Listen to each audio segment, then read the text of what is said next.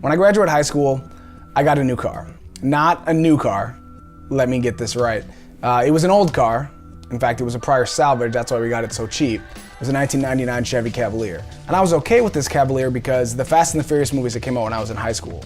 So the idea of this movie was you take a small, cheap car like a Honda Civic and you put money into it and you soup it up and you make it nice and you make it fast. So I was like, yeah, I can do that. I'll take this base model Cavalier, no big deal. And I would kind of soup it up and make it my own and kind of make it fun. See, but the thing is, that's really expensive. And in movies, you can't really tell. I guess that's why they were stealing from those trucks to actually pay for all of this stuff. I didn't think about that at the time. So my Cavalier never got souped up. It never got that great. It was just a very base model, simple, basic Chevy Cavalier. It was an economy car. It was built to get good gas mileage. It did the job. It got me from point A to point B and on weekends point C. It was great. But I noticed that once you hit a certain speed, the car would start to shake a little bit. And it made me a little bit nervous. I avoided doing that as much as I could because of that. So at one point while I'm down in Oklahoma, I needed to get some repairs done on the car. So my brother-in-law, who knows how to work on cars, let me borrow his car so that I had something to drive while he was doing the repairs. His car was not a baseline Chevy Cavalier. He had a Ford Mustang. This was a powerful Ford Mustang with a V8 engine that had been modified and built for even more power and more speed than even came from the factory on this car. So he gives me the keys, I back out of his driveway, start going through the neighborhood, and the thing just feels like it's lobbing real hard, like it can't even breathe, going 15, 20 miles an hour through his neighborhood. It's just struggling.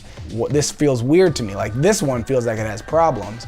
But once I took the right turn onto the freeway, where the speed limit was 65 miles an hour, and stepped on it, I flew through those gears, and I was speeding before I could even think about it. The car was driving perfect, it felt great, it got up so fast, and I was just thinking, this car was built for speed.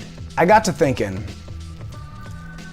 the intended purpose of these cars, both of them did well at their intended purpose.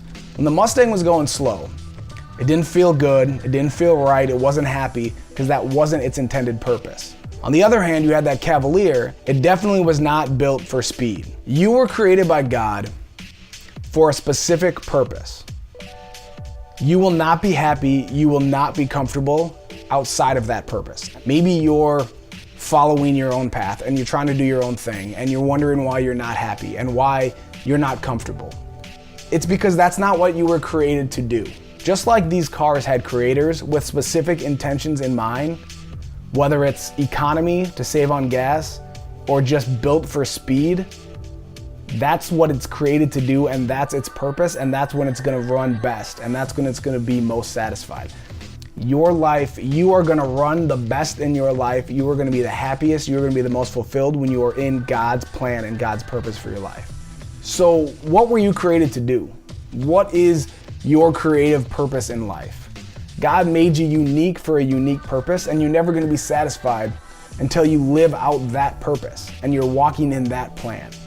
God created you unique, God created you special, God created you for His specific purpose. That Chevy Cavalier would not have made it in the purpose of that Ford Mustang because it didn't have the speed, it didn't have the ability to live like that. That Mustang was not happy driving in the neighborhood roads at 20, 25 miles an hour because it wasn't created for that. You're not gonna be satisfied living somebody else's life, somebody else's calling. You're not gonna be happy and content in life until you are fulfilling your God-given creative purpose in life. God built you specifically for His purpose and His plan. Don't ever settle for anything else.